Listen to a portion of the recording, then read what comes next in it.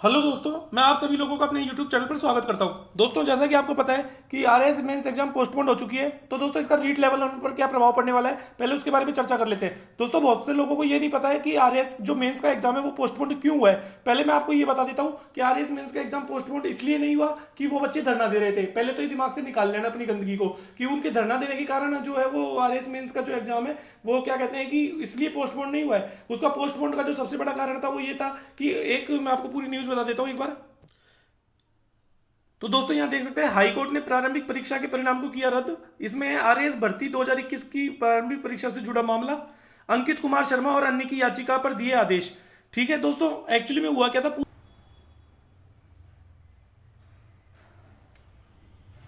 तो दोस्तों, बात यह है कि अंकित कुमार शर्मा और अन्य की याचिका पर आदेश दिए गए।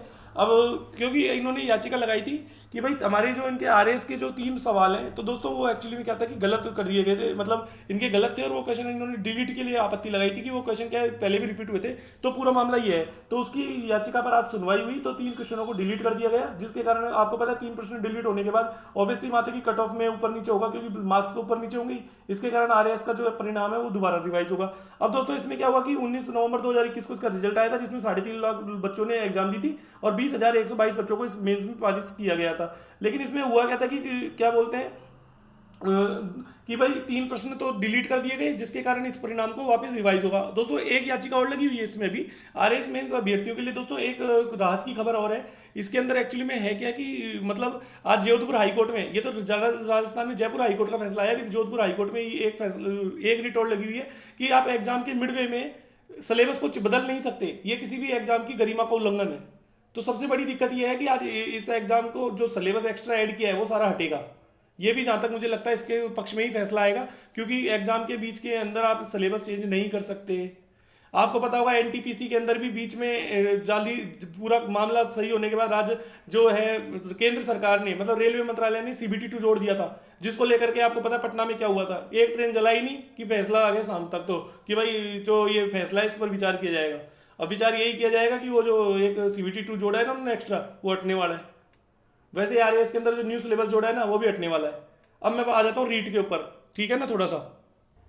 अब दोस्तों, रीट लेवल 1 पर क्या प्रभाव पड़ने वाला है पहले मैं आपको ये बता देता हूँ। दोस्तों, एक्चुअली में क्या है कि मैं खुद बताऊँ ना, मैं खुद इस दर्द से गुजर रहा हूँ, क्योंकि मेरे भी क्या 3 से 4 प्रश्न दोस्तों जबरदस्ती गलत कर दिए सर बोर्ड ने। क्योंकि मेरे हिंदी भाषा दो के दोस्तों 2 क्वेश्चन थे, आप देख लेना सभी, जो भी चाहे जिनकी भाषा 2 नहीं भी हो ना, प्लीज वो 2 प्रश्न जरूर देखना आप सब मिल करके, कि उन्होंने अपने जन कल्याणकारी कार्यों से लोगों के दिलों पर शासन किया। एक तो ये प्रश्न है, और एक कौन सी प्रणाली बच्चों के लिए नितांत व्यर्थ है। तो दोस्तों, इन 2 के अंदर जो है बोर्ड ने एक में आंसर सामान्य भूतकाल नहीं दिया था, मतलब पूर्ण भूतकाल दिया था, और दोस्तों हमने आपत्ति भी लगाई थी, उसके बाद भी उस चीज को चेंज नहीं किया। और एक के अंदर दोस्तों डॉल्टन प्रणाली दे रखा, जबकि उसमें प्रोजेक्ट प्रणाली आएगा। तो लेकिन उसमें क्या होगा कि अब जिनका सही है दोस्तों उसका तो गलत तो नहीं होगा, लेकिन उसमें एक्स्ट्रा ऑप्शन ऐड हो जाएगा हमारा। दोस्तों, इन्हीं चीजों को लेकर के हमने आपत्ति लगाई थी। एक सतत विकास वाला क्वेश्चन है और एक दोस्तों मध्यावधि वाला क्वेश्चन है। दोस्तों, मैं ये नहीं कह रहा हूं कि भाई उनका एग्जैक्ट आंसर देखो हमने हमारे हिसाब से प्रूफ दिए हैं, लेकिन पहले वाले बच्चों ने अपने हिसाब से करके आए तो उनका गलत नहीं होगा। लेकिन कोई इस बात में मुझसे आर्गुमेंट मत करने लग जाना कमेंट बॉक्स के अंदर कि सर योगात्मक ही आएगा, जिसका सही है ना भाई, जिसका सही हो तो अपना सही मानेगा ना। लेकिन हम उसको गलत नहीं करवा रहे भाई, हम उसे गलत नहीं करवाने जा रहे, हम केवल उसमें एक्स्ट्रा ऑप्शन ऐड करवाएंगे ताकि हम लोगों के जो नंबर कटे ना वो तो बढ़ेंगे ना। दोस्तों, दिक्कत ये है मेरे साथ, मैं आपको सच्ची बता रहा हूँ। एक्चुअली में क्या है, मेरे से बहुत से सर बच्चे पूछते हैं सर आपके कितने नंबर है, आपके कितने नंबर है। मैंने किसी को 128 बताया, किसी को 130 बताया, किसी को 132 बताया, लेकिन 150 किसी को भी नहीं बताया, ना 148 किसी को बताया, ना 136 किसी को बताया। लेकिन दोस्तों, बात यह है कि जब आरएएस के अंदर 3 क्वेश्चन डिलीट हुए ना, तो मुझे पता था कि हमारे भी क्वेश्चन सही हैं। जैसा कि आपको पता है 2 क्वेश्चन मेरे हिंदी भाषा 2 के हैं, वो तो मेरे कंफर्म सही है, उनके प्रूफ दोस्तों, क्योंकि केस तो हमने ही लगाया है। अरे क्वेश्चन फ्रेमिंग हमने की है, माध्यमिक शिक्षा बोर्ड की किताबों के प्रूफ हमने ला करके दिए हैं, वकील हमने हायर किए हैं। तो ऑब्वियसली बात है कि हमसे क्या छुपा हुआ है, आप तो ये बताओ ना। तो हम केस क्यों नहीं जीतेंगे? जब हाई कोर्ट का आदेश आ गया तो फिर हम क्यों नहीं कैसे हार जाएंगे, आप ये बता दीजिए। तो दोस्तों, अब एक बात बताऊं, रेडियो वाला क्वेश्चन था उसमें 1923 आंसर जो था वो ऑप्शन में नहीं था। आपको पता उसमें 27 दे रखा था, जबकि वास्तविक को काम हुआ था वो 23 में हुआ था। फैक्ट बेस्ड क्वेश्चन होता है दोस्तों, उस पर कोई सवाल या निशान नहीं होता, या तो वो फैक्ट आपको ऑप्शन में मिलना चाहिए, नहीं तो आपका गया वो नहीं तो वो बोनस ही होगा फिर। उसके अलावा आपका जैव विविधता वाला क्वेश्चन था दोस्तों, वो भी उसके अंदर विल्सन ने काम किया था, तो ऑब्वियसली बात है कि उसका फायदा विल्सन को ही मिलने, विल्सन जिन्होंने किया है, विल्सन ऑप्शन में नहीं था। अब रोजन जिन्होंने किया है उनको तो फायदा मिल गया, लेकिन अब बात यह है कि हम तो क्या है जो कि हम भी करके आए, हम तो कुछ और करके आए थे, क्योंकि हम तो विल्सन पढ़ के गए थे, सीधी सी बात है। और विल्सन ऑप्शन में नहीं था, इसलिए हम तो के बीटेक टिकाए हैं, हमने तो कुछ भी टिका दिया, मतलब कोई अदर ऑप्शन। लेकिन बात ये थी कि सीधी सी बात है, जब फैक्ट बेस्ड क्वेश्चन आता है ना, तो वहाँ पर जो है होता है ना सरकार का, वो ये मतलब वो वहाँ पे जो कोर्ट का रुख होता है वो ये होता है कि फैक्ट बेस्ड क्वेश्चन के ऊपर दोस्तों फैक्ट ही आंसर अगर आपके ऑप्शन में तो वो माना जाता है, अदरवाइज वो नहीं माना जाता, और वहाँ पे बोनस मिलने की पूरी पूरी संभावना होती है। जो एक्चुअली में आरएएस मेंस में एक सौरवेद वाला क्वेश्चन आया था, जिसको लेकर के 2018 में भी एक्चुअली में क्या हुआ था कि उस क्वेश्चन को लेकर के विवाद हुआ था और उसको वहां पे डिलीट कर दिया गया था।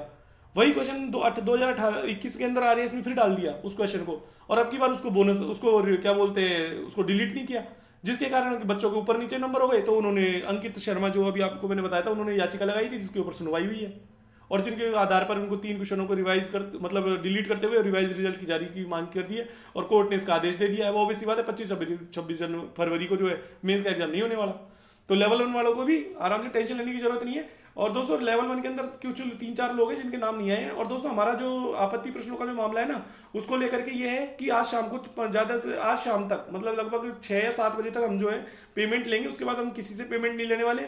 और दूसरी बात, आपको जो भी पेमेंट सेंड करना है वो अनिकेत जी के नंबर पे ही सेंड करना है, मेरे से कोई बात नहीं करेगा फालतू की, ठीक है ना। आपको क्या करना है, टेलीग्राम के ऊपर दोस्तों आपका फॉर्म पड़ा है, उसको फिल करना है, एडमिट कार्ड, आधार कार्ड, ये 4 चीजें प्लस नंबर, फोन नंबर जो भी है आपका, वो अनिकेत जी के ऊपर दोस्तों आपको सेंड कर देना। 2000 रुपए का पेमेंट आपको शाम को लिस्ट आ जाएगी। यदि आपका नाम आ जाता है तो ठीक है, नहीं अगर नहीं आ जाता है, जिसने पेमेंट कर दिया सब कुछ कर दिया और उसका नाम नहीं आता है ना, तो फिर मैं उसको पर्सनली कॉल करूंगा, फिर उसकी बात गिरीश अग्रवाल से होगी। इस बात की जिम्मेदारी मेरी है। लेकिन आप पहले ये काम करिएगा, जिसको भी जो भी, और देखो दोस्तों फोन करके ये नहीं पूछो कि मेरा नाम आ गया मेरा नाम आ गया। जो ये पूछना चाहता है ना वो हमको तो हमारे पास तो याचिकाकर्ता ना ही बने, कोई दिक्कत नहीं है। और जिन्होंने पैसे दे दिए और जिनका नाम नहीं जुड़ा ना, उनको मेरे को बता देना, उनका पेमेंट मैं सेंड कर दूंगा हाथों हाथ, ठीक है ना। जिसको तकलीफ ज्यादा हो, हमें कोई 2000 कोई फर्क नहीं पड़ रहा। लेकिन बात यह है कि हमारा काम ट्रांसपेरेंट है, टेलीग्राम पे फाइल डल जाती है, जिसका भी नाम आ जाता है। फालतू की है ना, बस ये है कि थोड़ा माइंड को दोस्तों आपका भी शांत रखो और हमें भी शांत रखने दो, ठीक है ना। बाकी हाईकोर्ट का मामला है, देख लेंगे जो भी होगा। हमें तो हमारे नंबर बढ़वाने, हमें नहीं पता कि किसके बढ़ेंगे और किसके नहीं बढ़ेंगे। दोस्तों हम केस अनिकेत ने और मैंने फाइल किया है, तो हमें पता है कि हमें क्या करना है, ठीक है। That's all, good bye.